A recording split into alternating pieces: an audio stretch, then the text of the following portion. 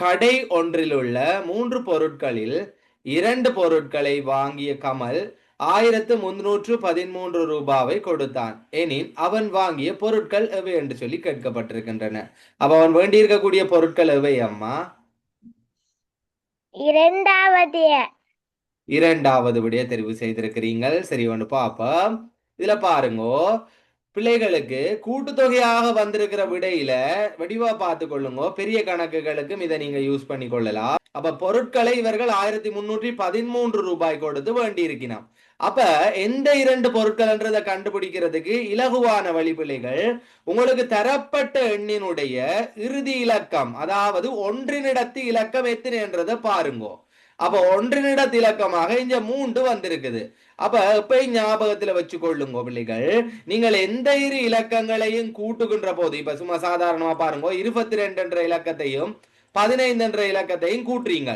அப்ப இந்த 2 இலக்கங்களையும் கூட்டுகின்ற போது முதலாவது என்ன செய்வீங்க? இந்த ஒன்றினிடத்து இலக்கங்களை தான் முதலாவது கூட்டுவீங்க. 5ஐயும் 2ஐயும் கூட்டினா 7 வரும். அப்ப இந்த ஒன்றினிடத்து இலக்கம்ன்றது எப்பவும் கூட்டுத்தொகையில முதலாவதாக நீங்க கூட்டி பெறுகின்ற பெறுமதி. இது எப்பவும் மாறுபடாது. ஆனா அதுக்கு அடுத்ததாக இருக்கிற 10களின் பெறுமதி மாறுபடும். ஏன் சொல்லுங்க பாப்போம். அதுக்கும் ஒரு உதாரணம் காட்டுறேன் பாருங்க. இப்ப 24 என்ற இலக்கத்தோட 37 என்ற இலக்கத்தை கூட்டுறீங்க. அப்ப இந்த இலக்கத்தை கூட்டும் போது 7 நாளும் 11 என்ற ஒரு இலக்கம் வரும். அப்ப 11ல இருக்கிற ஒன்றுக்கள் எத்தனை? ஒன்றுதான். அந்த ஒன்றை இங்க கொடுத்துட்டு அந்த மீதியா இருக்கிற அந்த 10ல இருக்கிற அந்த ஒன்றை என்ன செய்வீங்க? முன்னுக்கு எழுதுவீங்க. அப்ப அதுல பாருங்க, இந்த 3ஐயும் 2ஐயும் கூட்டினா 5, 5ஓட 1 கூட்டினா 6 வரும். அப்ப எப்பயுமே நீங்கள் கூட்டுத்தொகை காணியங்களை பாருங்க, இந்த ஒன்றினிடத்திலக்கம் மாறாது, அது அதுவாவே தான் இருக்கும். ஆனால் 10 இங்க கடன் நாங்கள் கொடுத்துட்டோம்டா மாறும். நீங்க 3 2 5 வந்திருக்க வேணும். நாங்கள் இங்க இருந்து ஒரு கடன் கொடுத்ததால அது 6 மாறிட்டுது. எப்பையும் இந்த ஒன்றினிடத்திலக்கத்தை வச்சு நீங்க விடைய கண்டுபிடிக்கலாம். அப்ப இந்த ஒன்றினிடத்திலக்கம் கூட்டுத்தொகை எத்தனை வர வேணும்? 3 வர வேணும். அப்ப 3 வார மாதிரி எந்தெந்த ஒன்றுகளை கூட்டலாம் பாருங்க. இதுல ஒன்றுகள் எத்தனை இருக்குது? 5. இதுல ஒன்றுகள் எத்தனை இருக்குது? 6. அப்ப 5ஐயும் 6ஐயும் கூட்டினா ஒன்றினிடத்திலக்கம் 11க்கு 1 தான் ஒன்றினிடத்திலக்கமா வரும். ஆனா 1 வந்தா சரியா இருக்குமோ? இல்ல. எங்களுக்கு இங்க ஒன்றினிடத்திலக்கமாக 3 வர வேண்டும். அதனால இந்த 2 பொருட்களையும் அவர் வேண்டி இருக்க மாட்டார். எது? இந்த குடையையும் இந்த பேக்கையும் வேண்டி இருக்க முடியாது. அதே மாதிரி தான் பிள்ளைகள் அடுத்தது பாருங்க, ஒன்றினிடத்திலக்கங்களை. இதுல 5 இருக்குது. இந்த சப்பாத்தோட சேர்த்து கூட்டினோம்னா 8. அப்ப 5ஐயும் 8ஐயும் கூட்டினோம் சொல்லி சொன்னா பிள்ளைகள், எங்களுக்கு கூட்டுத்தொகை 13 கிடைக்கும். அப்ப 13ல ஒன்றினிடத்திலக்கம் 3 வருது. அப்ப சரியா இருக்குது பாருங்க. ஏன்னா 13ல ஒன்றினிடத்திலக்கம் 3 வருது. இங்கேயும் கூட்டுத்தொகையிலே ஒன்றினிடத்திலக்கம் 3 தான் எங்களுக்கு வருகின்றது. அப்ப மிக பொருத்தமான விடையாக இருக்க போகின்றது எது? அவர் வேண்டி இருக்கக்கூடிய பொருட்கள் குடை, அதனுடைய பெறுமதி 345 ரூபாய்.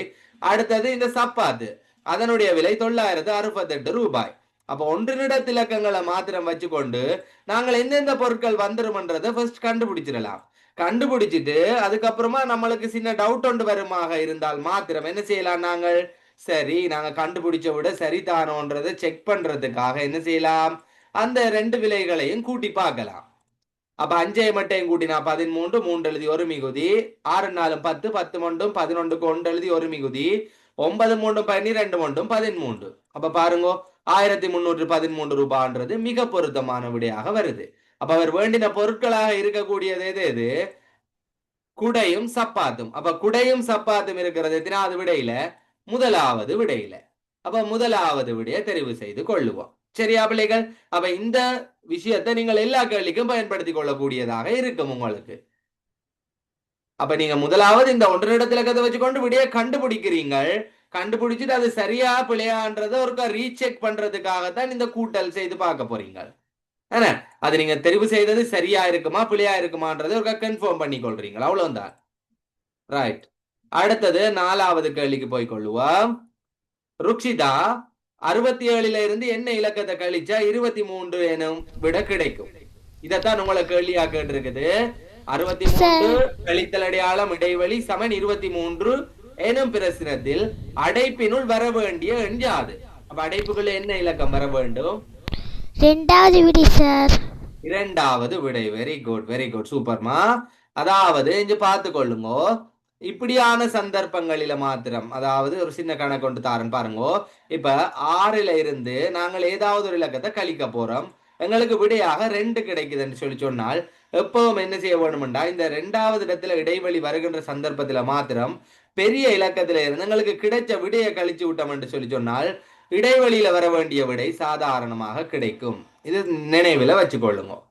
முதலாவது இடைவெளி, முதலாவது இலக்கம் இடைவெளியில வருமாக இருந்தால், இப்ப இந்த 6ன்றது முதலாவது இலக்கமா இருக்கு தானே, இந்த இலக்கம் இடைவெளியில வருமா இருந்தா இந்த நடுவில் இருக்கிற இலக்கத்தையும் விடையும் கூட்டி விட்டா சரி, விட கிடைக்கும்.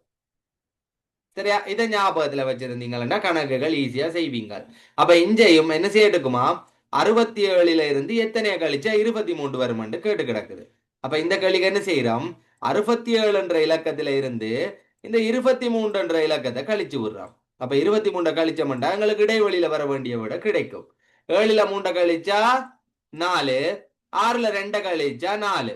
அப்ப இடைவெளியில வர வேண்டிய இலக்கம் 44. சரியா? 44 என்ற விடையை தெரிவு செய்து கொண்ட பிள்ளைகள் சரி போடுங்கோ. அடுத்தது அஸ்வின், 5வது கேள்வி. 8, 12, 16, 20, 24 என்ற எண்கோலத்தின் பொது வித்தியாசம் யாது? ஹஸ்மிதா நீங்க சொல்லுங்க. இந்த எண்கோலத்தினுடைய பொது வித்தியாசம் எத்தனை அம்மா? 4. 4. Very good. அப்ப பொது வித்தியாசம்ன்றது என்ன? 2 எண்களுக்கு இடையிலான வித்தியாசம். தரப்பட்டிருக்கிற எண்கோலத்தில அடுத்து வருகின்ற 2 எண்களுக்கு இடையில இருக்கிற வித்தியாசம் தான் பொது வித்தியாசம். இந்த 2 எண்களுக்கு இடையில மாத்திரம் அந்த வித்தியாசம் இருக்காது, அடுத்து வருகின்ற எல்லா 2 எண்களுக்கு இடையில இருக்கிற வித்தியாசத்தையும் பாத்தீங்களா ஒரே மாதிரியானதாகத்தான் இருக்கும். இப்ப 12ல இருந்து 8 கழிச்சீங்களாலும் உங்களுக்கு 4 தான் கிடைக்கும். அதே மாதிரி அடுத்ததா இருக்கிற 16ல இருந்து 12 கழிச்சீங்களாலும் 4 தான் வித்தியாசமா இருக்கும். அப்ப இது எத்தனை எத்தனையாக அதிகரித்து கொண்டு செல்கின்றது என்றதையும் நாங்கள் அறியலாம், அல்லது எத்தனை எத்தனையாக குறைவடைந்து கொண்டு செல்லுகின்றது என்றதையும் அறியலாம். அப்ப இந்த ரெண்டையும் அறிய வேணுமாக இருந்தால் எங்களுக்கு தேவையானது என்ன? பொது வித்தியாசம். அப்ப பொது வித்தியாசத்தை நாங்கள் எப்படி காண முடியும்? அடுத்தடுத்து இருக்கின்ற இரு இலக்கங்களில இருந்து பெரிய இலக்கத்தில இருந்து சிறிய இலக்கத்தை கழிச்சு விட்டோம் என்றால் பொது வித்தியாசம் கிடைக்கும். அப்ப நீங்க தெரிவு செய்ய போகின்ற இலக்கம் எதுவாகவும் இருக்கலாம், ஆனால் பெரிய இலக்கத்தில இருந்து சிறிய இலக்கத்தை கழிச்சீங்கள் என்றால் போதும். 20ல இருந்து 16 கழிக்கலாம், அல்லது 24ல இருந்து 20 கழிக்கலாம். ஏதாவது பெரிய இலக்கத்தில இருந்து சிறிய இலக்கத்தை கழிச்சீங்கள் என்றால் சரி, அடுத்தடுத்து வருகின்ற இலக்கங்களாக இருக்க வேண்டும். அப்ப இந்த பொது வித்தியாசம் 4 என்று சொல்லி உங்களுக்கு கிடைக்கும். சரியா பிள்ளைகள்? 4 தெரிவு செய்து கொள்வீங்கள். இசான் ரிஸ்லி, அடுத்த வினா. 36 பந்துகளில் கால் பகுதி மஞ்சள் நிற பந்துகளாகும் எனின் மஞ்சள் நிற பந்து தவிர்ந்த ஏனைய நிற பந்துகளின் எண்ணிக்கையாம். அம்மா 27 என்ற விடையை தெரிவு செய்திருக்கிறீங்களா? சரி, ஓகே. 27 என்ற விடையை தெரிவு செய்திருக்கிறா. 27 என்ற விட சரியோன்றதை பார்த்து கொள்ளுங்க பிள்ளைகள். இதுல 36 பந்துகளில் கால் பகுதி மஞ்சள் நிற பந்துகள் ஆகும். அப்ப கால் பகுதி என்றது என்னன்றது பிள்ளைகளுக்கு சாதாரணமாக தெரிஞ்ச விஷயம் என்ன? அப்ப ஒரு பொருளை ஒன்றை நாங்கள் எடுத்தமாக இருந்தால் அந்த பொருளை நாங்கள் 4ஆ பிரிச்சோம்டா அதுல ஒரு பகுதி தான் கால் பகுதி. என்ன? அதுல ஒரு பகுதியை தான் நாங்கள் கால் பகுதி என்று சொல்லுவோம். இப்ப 4ஆ பிரிச்சு அதுல ஒரு பகுதி கால் பகுதி. அப்ப மொத்தமாக இருக்கிறது எத்தனை பந்துகளா? 36 பந்துகள். அந்த 36 பந்துகள்ன்றது இதுல நான் பிரிச்ச இந்த உருவம் மாதிரியான இந்த 4 பங்குகளையும் உள்ளடக்கிய பகுதி தான் 36ன்றது. அதுல ஒரு பங்குன்றது என்ன?